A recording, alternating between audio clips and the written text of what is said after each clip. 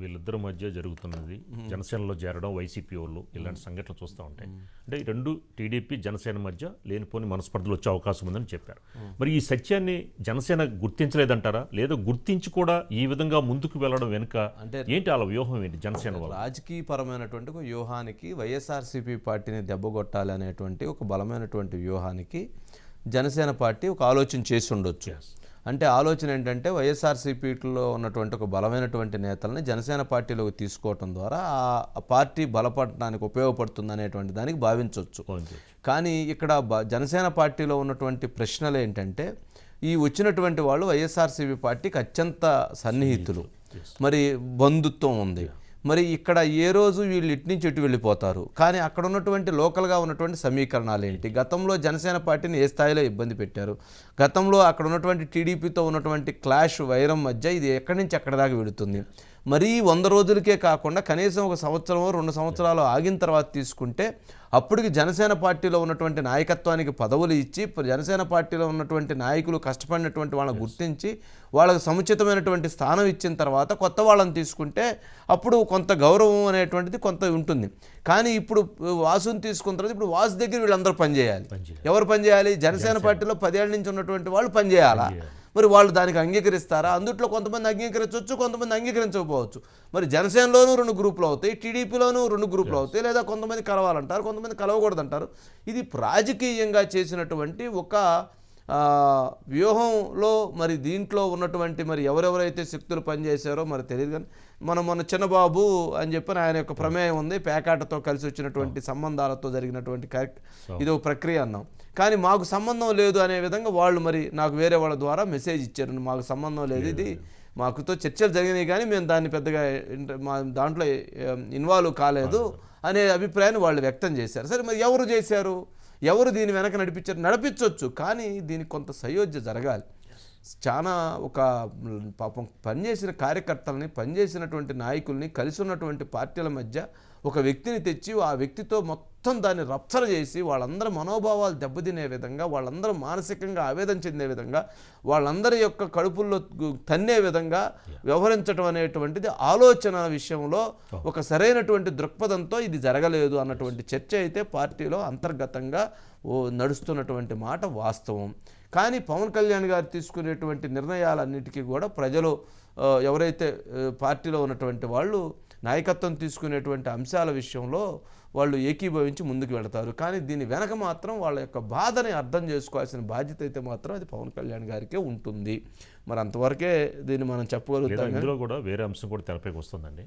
2029 టార్గెట్గా జనసేన అడుగులు వేయబోతోంది అని ఒక అంశం కూడా 2029 వేదికగా జనసేన పార్టీ అడుగులు వేయటానికి ఒక వ్యూహానికి అడుగులు వేయొచ్చు.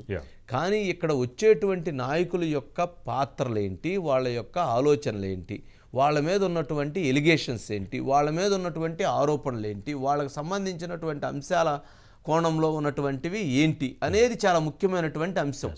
అది ఏంటి, అసలు ఏమున్నాయి వాళ్ళ మీద, బాలినేని శ్రీనివాసరెడ్డి గారి మీద ఎటువంటి ఆరోపణలు ఉన్నాయి, లేదా వస్తున్నటువంటి వాళ్ళ మీద కిలార్ రోషయ్య గారి మీద ఎటువంటి ఆరోపణలు ఉన్నాయి, ఉదయ్ భాను గారి మీద ఎటువంటి ఆరోపణలు ఉన్నాయి అనేటువంటిది చాలా ముఖ్యమైన అంశం. అక్కడ పార్టీలో వాళ్ళకి మధ్య జరిగినటువంటి వివాదాలు చాలా ముఖ్యమైనటువంటి అంశం. ఇవి లోతుగా ఆలోచన చేయకుండా తెచ్చుకుంటే రేపు వాళ్ళు ఎన్ని రోజులు ఉంటారు?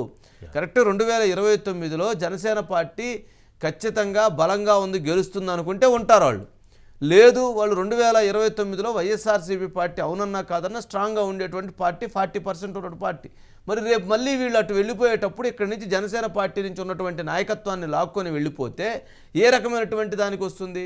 అసలు ఇందులో వచ్చేటువంటి నాయకులు, అంటే నేను ఎవరిని పేరు పెట్టి అంటలేదు, కానీ వచ్చేటువంటి నాయకుల్లో టీడీపీ జనసేన మధ్య వివాదం సృష్టించడానికి వచ్చేటువంటి నాయకులు ఎవరు, వాళ్ళ యొక్క పాత్ర ఏంటి, వాళ్ళ యొక్క ఆలోచనలు ఏంటి, లేదా వాళ్ళ మీద ఎటువంటి కేసులు ఉన్నాయి, ఎటువంటి ఆరోపణలు ఉన్నాయి, ఎటువంటి అభియోగాలు ఉన్నాయి, వాటన్నిటిని సేఫ్ చేసుకోవడానికి, వాటిని సెక్యూరిటీ చేసుకోవడం కోసం, ఆ కవచాలు వేసుకోవడం కోసం వస్తున్నటువంటి వాళ్ళు ఎంతమంది ఈ వివాదాల నుంచి అనేటువంటిది చాలా ముఖ్యమైనటువంటి అంశం. అందుకని లోతుగా, అంటే రాజకీయపరమైనటువంటి ఒక నిర్ణయం తీసుకునేటప్పుడు చాలా లోతుగా ఆలోచించకుండా తీసుకునేటువంటి నిర్ణయం మాత్రం ఖచ్చితంగా ఆ రాజకీయ పార్టీకి చాలా పెద్ద డ్యామేజ్ జరిగేటువంటి అంశం అవుతుంది. ప్రస్తుతానికి తాత్కాలికంగా కొంత బాగున్నట్టుగా కనపడొచ్చామో కానీ లోపల మాత్రం జరిగేటువంటి ఒక పెద్ద విపత్తు అనేటువంటి దాన్ని ఎవరూ ఊహించలేనటువంటిది అవుతుంది. ఇది ఇప్పుడు మనం బాలినేని శ్రీనివాసరెడ్డి గారు చెప్పాం. అసలు ఉదయ్ భాను గారు వచ్చితే పెద్దగా నష్టం ఉండదేమోనని చెప్పని మనం భావించాం. ఉదయ్ భాను గారు ఎందుకు వస్తున్నారనేటువంటి దానిపైన ఆయన వస్తే సరే కొంత రాజకీయంగా అక్కడ కొంత ఉపయోగం జరుగుతుంది పార్టీకి సంబంధించిన దాంట్లో అని చర్చలు జరిగినాయి. కానీ అసలు ఉదయ్ భాను గారు ఎందుకు వస్తున్నారు అనేటువంటి దాని మీద ఇప్పుడు జనసేన పార్టీలో ఉన్నటువంటి వాళ్ళే ఒక బలమైనటువంటి ఒక అంశాన్ని లేవనెత్తుతున్నారు. అసలు ఉదయ్ భాను ఎందుకు జనసేన పార్టీలో చేరుతున్నాడు, మరి ఎన్నికల ముందు ఎందుకు చేరలేదు, ఎన్నికల ముందు కూడా అతను టికెట్ ఇస్తామని ఆఫర్ చేశారు, మరి రాలేదనేటువంటి చర్చ ఉంది. మరి ఇప్పుడు ఎందుకు వస్తున్నారు, ఇప్పుడు ఆయన మీద ఎవరు కూడా తెలుగుదేశం పార్టీ వాళ్ళు దాష్టికం లేకపోతే గొడవలు వివాదాలు లేవు, కానీ ఆయన ఎందుకు వస్తున్నారు, ఉదయ్ భాను ఇప్పుడు ఎందుకు అడుగులు వేస్తున్నారు అనే దాని మీద చర్చ జరిగినప్పుడు అంతర్గతంగా అందుతున్నటువంటి సమాచారం ఏంటి అని అంటే, ఎవరైతే లిక్కర్ స్కామ్లో ఉన్నటువంటి వాసుదేవరెడ్డి, లిక్కర్ స్కామ్లో ఉన్నటువంటి వాసుదేవరెడ్డి ఉదయ్ భానుకి అత్యంత కొడుకు వరుస, అత్యంత దగ్గర కుటుంబం. అంటే ఎలాంటిది అంటే, ఇప్పుడు ఎవరైతే ఉదయ్ భాను గారి కుమార్తె లవ్ మ్యారేజ్ లేదా పెద్దలు కుదిర్చినటువంటి మ్యారేజ్ చేసుకున్నప్పుడు ఎవరైతే ఉదయ్ భాను గారి కుమార్తె చేసుకున్నటువంటిది ఎవరినయ్యానంటే విజయ నరసింహారెడ్డి, ఆయన పుల్లారెడ్డి గారి కుమారుడు విజయ నరసింహారెడ్డి. మరి విజయ నరసింహారెడ్డి గారి సొంత బావ అంటే పుల్లారెడ్డి గారి కూతురు భర్త ఎవరైతే ఈ వాసుదేవరెడ్డి. మరి వాసుదేవరెడ్డి సొంత బావమరిది ఉదయ్ భాను కూతురునిచ్చారు. ఎవరికి? విజయ నరసింహారెడ్డికి. అంటే సొంత బావమరుదులు. మరి ఎవరైతే ఇప్పుడున్నటువంటి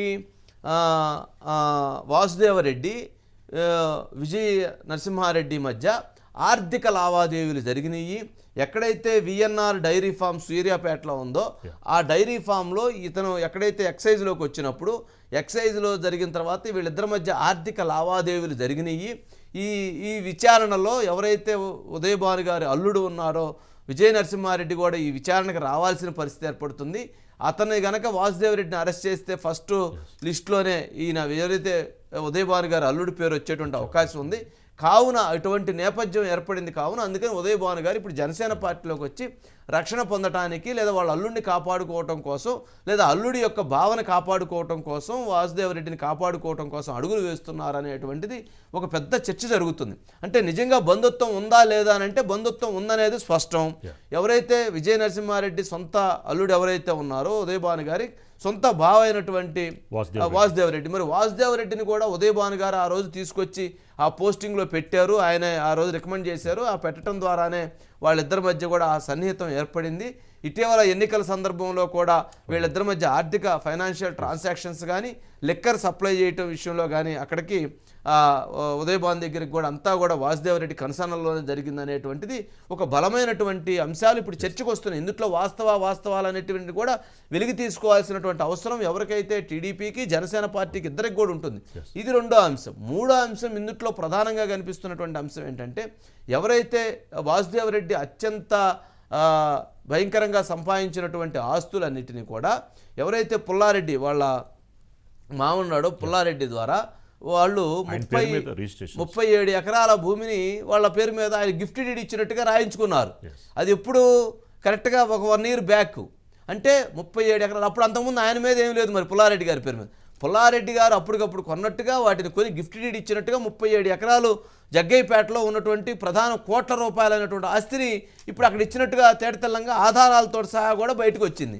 మరి ఆధారాలతో సహా బయటకు వచ్చినటువంటి వాటన్నిటి విషయంలో కూడా మరి ఎన్ని బయటపడుతున్నటువంటి అంశాలను మనం పరిగణలోకి తీసుకున్నప్పుడు మరి ఏం చెప్పాలి, ఏంటి అసలు దీని అంటే నేను అంటుంది, ఉదయ్ భాను గారు మంచి నాయకుడే, దాన్ని ఎవరు కూడా కాదనరు. రాజకీయాల్లో అటు ఇటు ఉంటుంది, ఎవరు కాదనరు. కానీ ఆయన కూడా సమన్వయం చేసుకొని మాట్లాడగలిగినటువంటి వ్యక్తే. అది దూకుడు స్వభావం ఉన్నటువంటి వ్యక్తి ఏం కాదు. రాజకీయంగా ఎత్తులపై ఎత్తులు వేసుకోవడంలో, అక్కడ ఉన్నటువంటి దాంట్లో పొలిటికల్ ఈక్వేషన్ వేసుకోవడంలో లేదా తను దూకుడుగా వ్యవహరించడంలో అంతవరకు ఇది చేస్తారు. కొడా నానిలాగా అయితే ఆయన మాట్లాడలేదు కదా, మరి అలాంటి పరిస్థితి లేదు కదా. కానీ అక్కడ ఇప్పుడు పేరు నానిలాగా పవన్ కళ్యాణ్ గారిని తిట్టలేదు కదా. మరి కానీ అక్కడ ఇప్పుడు ఆయన అడుగులు వేయటం వెనక ఉన్నటువంటి కోణం ఏంటి, ఆ రాజకీయపరమైనటువంటి కోణంలో దాగి ఉన్నటువంటి అంశాలు ఏమిటి అని అన్నప్పుడు చూసినప్పుడు ఏం జరిగింది, ఆయన ఎవరైతే లిక్కర్ స్కామ్లో ఉన్నటువంటి వాసుదేవరెడ్డికి సొంత ఈయన అల్లుడు సొంత బావ, ఒక కుటుంబం. మరి ఆ కుటుంబంలో మరి ఆయన కాపాడటం కోసం, అల్లుడిని కాపాడుకోవడం కోసం ఆయన వస్తున్నాడా అనేటువంటి దాని మీద ఇప్పుడు ప్రధానంగా వినిపిస్తున్నటువంటి అంశాలు. మరి ఇంత లోతైనటువంటి విశ్లేషణ జరగకుండా ఉండిద్దా? పార్టీలకి సమాచారం చేర్చుకోవాలి వీళ్ళని చెప్పినటువంటి వాళ్ళు ఈ విశ్లేషణ చేయకుండా ఉంటారా? పార్టీలోకి వచ్చిన తర్వాత రేపొద్దున వీళ్ళ అల్లుడికి కష్టం వస్తే ఆయన వచ్చి పవన్ కళ్యాణ్ గారిని ఏమంటే పార్టీలోకి వచ్చాను కదా మరి న్యాయం చేయరా అని చెప్పి అడగకుండా ఉంటారా? బాలినేని శ్రీనివాసరెడ్డి గారు చేసినటువంటి కొన్ని అంశాల విషయంలో ఇంకా పూర్తి వివాదాలు నడుస్తూ ఉన్నాయి. మరి ఆ వివాదాల విషయంలో రేపు ఆయనకి ఏదైనా కష్టం వస్తే బాలినేని శ్రీనివాసరెడ్డి గారు మరి ఇప్పుడు ఇదే అశోక్ గారిని తీసుకొని వచ్చి మరి పాపం ఆయన మన పార్టీలోకి వచ్చాడు, ఆయన కాపాడాల్సినటువంటి అవసరం ఉందా కదా అని చెప్పి అడుగుతారు కదా. మరి అప్పుడు పవన్ కళ్యాణ్ గారు మరి కాపాడాల్సినటువంటి మరి పార్టీలో ఉన్నటువంటి వాళ్ళని సరే ఏం జరిగిందో మరి చూడండి అని చెప్పాల్సినటువంటి అవసరం ఉంది కదా. పవన్ కళ్యాణ్ గారు చూడండి అని చెబితే చాలు కదా. మరి కూటమి మరి బాధ్యత తీసుకొని మరి వాళ్ళని ఏమన్నా సేవ్ చేయడానికి మరి ప్రయత్నం చేసిద్ది కదా. అంటే తప్పు చేసినటువంటి వాళ్ళని కూడా కాపాడేటువంటి పరిస్థితి ఒకసారి అడుగులు వేస్తే ఇంకా ఇప్పుడు తెలుగుదేశం పార్టీ కొన్ని అట్లాంటి అడుగులు వేసిద్దాము. కానీ పవన్ కళ్యాణ్ గారికి ఉన్నటువంటి క్రేజ్ ఏంటి, పవన్ కళ్యాణ్ గారికి ఉన్నటువంటి ఇమేజ్ ఏంటి? ఆయన ఇప్పుడు ఏ తప్పుల్ని కూడా ఉపేక్షించడు, ఎవరు తప్పు చేసినా ఆయన ఒప్పుకోడు, ఆయన తప్పు చేయడు, ఎవరు తప్పు చేసినా ఒప్పుకోడు అనేటువంటి ఆ ఇమేజ్ ఏదైతే ఉందో, ఆ క్రేజ్ ఏదైతే ఉందో, ఆ హీరోయిజం ఏదైతే ఉందో, ఆ డైనమిక్ లీడర్షిప్ ఏదైతే ఉందో, రేపు వీళ్ళందరినీ కాపాడటానికి ఆయన అడుగులు వేసినప్పుడు ఆయన నష్టం ఎవరు జరిగిద్ది? ఆ హీరోకి జరిగిద్ది, ఆ ప్రెసిడెంట్కి జరిగిద్ది, ఆ క్రేజ్ ఉన్న డైనమిక్ లీడర్ జరిగిద్ది, మరి ఆ నాయకత్వానికి జరిగిద్ది. ఆ నాయకత్వానికి జరిగిద్దంటే దేనికి జరిగిద్ది? మరి ఆయనకి జరిగినటువంటి మరి ఆ నష్టాన్ని ఎలా గమనించాలి, ఎలా అంచనా వేయాలనే దాని మీద ఇప్పుడు జరుగుతున్నటువంటి చర్చలో ఎవరు ఆయన్ని ప్రేమించేటువంటి వాళ్ళు, ఆయన్ని అభిమానించేటువంటి వాళ్ళు, జనసేన పార్టీ బాగుండాలనుకునేటువంటి వాళ్ళు చేస్తున్నటువంటి లోతైనటువంటి అధ్యాయం అది. కొంతమంది వాళ్ళ రాజకీయ స్వార్థాల కోసం, రాజకీయ అవసరాల కోసం మేము తెచ్చేసామని చెప్పని తెచ్చి ఆడ పడేస్తున్నారు. పడేయటం ఓకే, తేవటం ఓకే, తీసుకురావటం ఓకే, జరిగేటువంటి పర్యవసానాలను ఎలా గమనించాలి అనే దాని మీద వ్యూహాలు ఎవరికి అంతు చెక్కటం లేదు. మరి ఇప్పుడు ఉదయభాను గారు మరి వాళ్ళు స్టడీ చేశారో లేదో తెలియదు, నాకెవరో సమాచారం ఇచ్చారు, పాపం ఆయన మంచి లీడరే కదండి అంటే ఆయన మంచి లీడరే, కానీ ఆయన అల్లుడు బావ వాసుదేవరెడ్డి, మరి అల్లుడుకి వాసుదేవరెడ్డి ట్రాన్సాక్షన్ జరిగినాయి. రేపు వాసుదేవరెడ్డిని అరెస్ట్ చేస్తే మరి వీళ్ళ అల్లుడిని కూడా అరెస్ట్ చేస్తారు. మరి ఆయన రాజకీయ నాయకుడు ఉండి వాళ్ళ అల్లుడు అరెస్ట్ చేస్తే బాధాకరమైన అంశమే కదా. మరి అందుకని ఆయన జనసేనలోకి పార్టీ మారడం అంటే వీళ్ళ రక్షణ కోసం. ఎస్ మురళి గారు ఏంటి ఇవన్నీ? Good evening sir. Good evening. మొత్తం ఆశ్చర్యకరంగా ఉన్నాయి అన్నీ.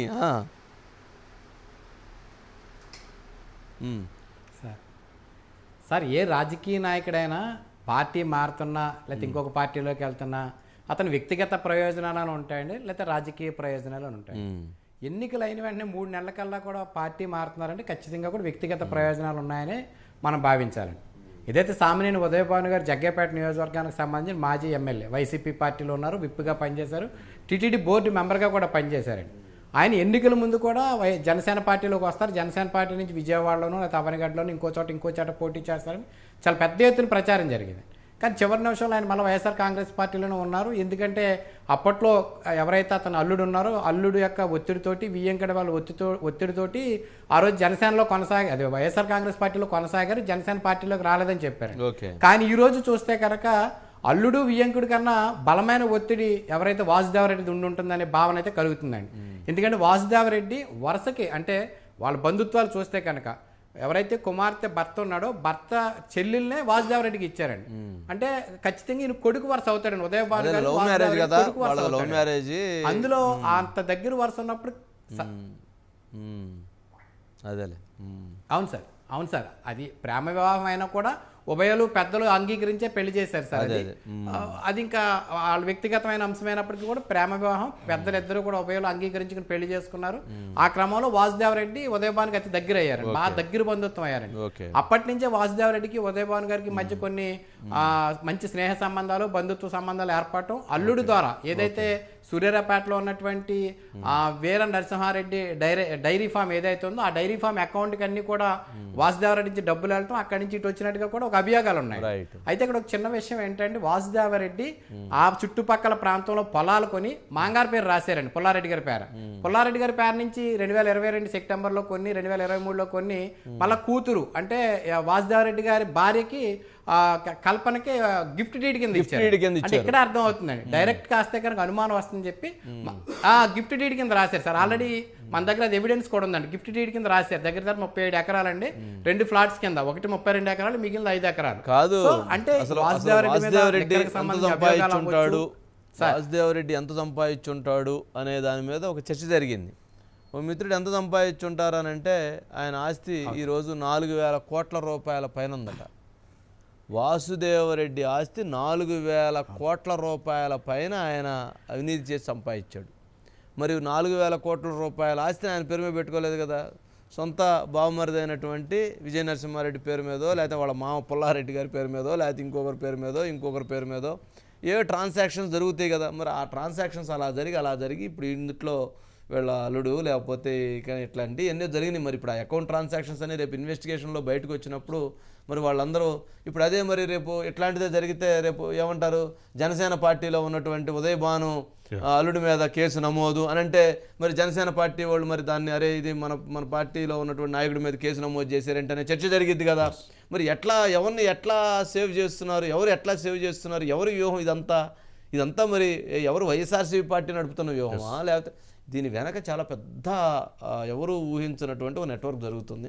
సరే త్వరలోనే ఇలాంటి పరిస్థితుల్లో టీడీపీ మరింత జాగ్రత్తగా ఆచితూచి వ్యవహరించాలి. ఇప్పుడు ఎవరు ఎంత జాగ్రత్తగా ఆలోచించాలన్నా కూటమి ప్రభుత్వం, చంద్రబాబు నాయుడు గారు, పవన్ కళ్యాణ్ గారు వీళ్ళిద్దరూ కూడా చాలా జాగ్రత్తగా ఆలోచించి అడుగులు వేయాల్సిన అవసరం ఉంది. రాజకీయం అనేటువంటిది ఇప్పుడు వాళ్ళిద్దరికీ ఉన్నటువంటి పార్టీ పర్సంటేజ్ 51% ఉంది. వాళ్ళిద్దరూ గనక మంచి చేయటం మొదలు పెడితే, వాళ్ళిద్దరు గనక అభివృద్ధి చేయటం మొదలు పెడితే ఇంకో 5% వచ్చి అది 56-57% అయింది తప్ప తగ్గదు.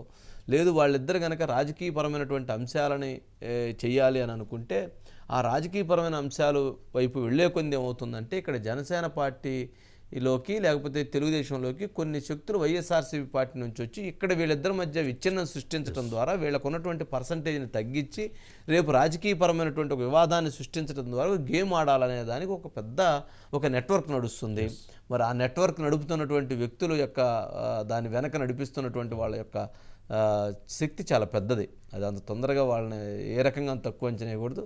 అదన్నీ తర్వాత ఇప్పుడు సమయం కాదు, సందర్భం కూడా కాదు. వాటికి సంబంధించి మరిన్ని వాస్తవాలు తెలిసిన తర్వాత దాని గురించి మాట్లాడటం కరెక్ట్. కాబట్టి ఇప్పుడు ఇది మాట్లాడటం గౌరవం కాదనేటువంటిది మన భావన. సరే ఏదన్నా కానీ ఈ జరుగుతున్నటువంటి ప్రక్రియ సరే చూద్దాం మురళి. ఇప్పుడైతే మరి ఇప్పుడు ఎవరైతే ఆయన కిలారి రోసయ్య గారి గురించి గతంలో కూడా మనం అనేక సందర్భాల్లో అనేక వార్తలు వేశారు మీడియా మొత్తం. ఆ రోజు ఎక్కడైతే ఆ పొన్నూరు నియోజకవర్గంలో ఆయన తవ్వని కొండ లేదు, ఆయన తవ్వని గుట్ట లేదు, ఆయన తవ్వని మట్టి లేదు, ఆయన తవ్వని రాయి లేదు, ఆయన తవ్వనటువంటి ఊరు లేదు అనే విధంగా ఆయన ఆ రకమైనటువంటి ఆయన మీద ఎలిగేషన్స్ ఉన్నాయి. తర్వాత ఆ సమయంలోనే జగన్మోహన్ రెడ్డి గారికి ఆయనకి మధ్య కూడా కొంత గ్యాప్ ఏర్పడింది.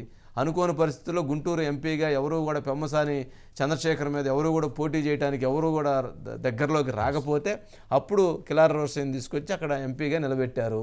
ఎంపీగా నిలబెట్టిన తర్వాత ఆయన ఓటమి చెందాడు. సరే ఆయన మీద ఉన్నటువంటి ఎలిగేషన్స్ కలెక్టర్ స్వయంగా విజిలెన్స్కి కంప్లైంట్ చేశారు. వామ్మో ఇదేమిటి, ఈయన మీద ఉన్నటువంటి ఈ ఆరోపణలు ఏంటి, ఏమి ఎలిగేషన్స్ ఏంటి అనేది. మరి అక్కడ పొన్నూరులో ధూళిపాళ నరేంద్ర కుమార్కి, అక్కడ కిలారి రోసయ్యకి, లేకపోతే అక్కడ ఉన్నటువంటి గుంటూరు జిల్లాలో టీడీపీ వర్సెస్ ఆయనకి వైఎస్ఆర్సీపీ పార్టీలో చాలా తీవ్రమైన గొడవలు ఉన్నాయి. ఇప్పుడు అతను మళ్ళీ జనసేన పార్టీలో చేరుతున్నాడు. జనసేన పార్టీలో చేరటం ద్వారా ఇప్పుడు ఏదైతే అతని మీద జరుగుతున్న విచారణలన్నింటినీ కూడా పక్కన పెట్టాలి. ఆయన మీద జరిగినటువంటి ఏదైతే అతను గతంలో చేసినటువంటి 5 సంవత్సరాల్లో ఉన్నటువంటి అంశాలన్నీ పక్కన పెట్టాల్సినటువంటి డిమాండో లేకపోతే ఆ రకమైనటువంటి రాజకీయ వ్యూహం చేస్తారు. ఇప్పుడు వైఎస్ఆర్సీపీ పార్టీలో ఉంటే ఆయన పోయి కలెక్టర్ని కలవలేడు కదా, కలెక్టర్ అపాయింట్మెంట్ ఇవ్వరు కదా, ఎస్పీ అపాయింట్మెంట్ ఇవ్వరు కదా. అదే జనసేన పార్టీలో చేరితే జనసేన పార్టీలో చేరటం ద్వారా ఆయన వెళ్ళి అక్కడికి పోయి కలిసేదానికి, అక్కడ పోయి మాట్లాడుకునేదానికి ముందు సమయము స్పేస్ ఏర్పడుతుంది. ఒక నాయకుడి దగ్గర పోయి ఒక ఫోన్ కాల్ చెప్పించుకొని చూడండి అని చెప్పుకునేదానికి అవకాశం ఏర్పడుతుంది. మరి ఇవన్నీ కూడా ఎవరు సేఫ్ గేమ్ వాళ్ళు ఆడుతూ ఉన్నారు. అందరికీ ఇప్పుడు వైఎస్ఆర్సీపీ పార్టీలో నుంచి బయటకు వచ్చి ఇప్పుడు జిల్లాకు ఒకరు వస్తున్నారు. అక్కడ బాలినేని శ్రీనివాసరావు వచ్చాడు, ఇక్కడ కిలారి రోసయ్య వస్తున్నాడు, అక్కడ ఉదయ్ భాను వస్తున్నారు. మరి ఇట్లా వస్తూ ఉన్నారు. మరి ఈ నాయకత్వంతో ఏం జరిగిద్ది, ఎలాంటి రాజకీయ కోణాలు జరుగుతాయి అనేదాన్ని లోతుగా అధ్యయనం చేసుకోవాల్సినటువంటి అంశాలు అయితే ఉన్నాయి. చూద్దాం మరి వీటన్నిటి విషయంలో ఏం జరిగిద్ది. రాబో రోజుల్లో రాష్ట్రంలో చాలా అనుకోని సంఘటనలు జరిగే అవకాశం. ఇవన్నీ మనం మొన్నే చెప్పేసి మళ్ళీ ఇంకా చాలా చెబుతాం. ఇవన్నీ మనకు చాలా స్పష్టమైన క్లారిటీ వచ్చేసింది. ఓం గారికి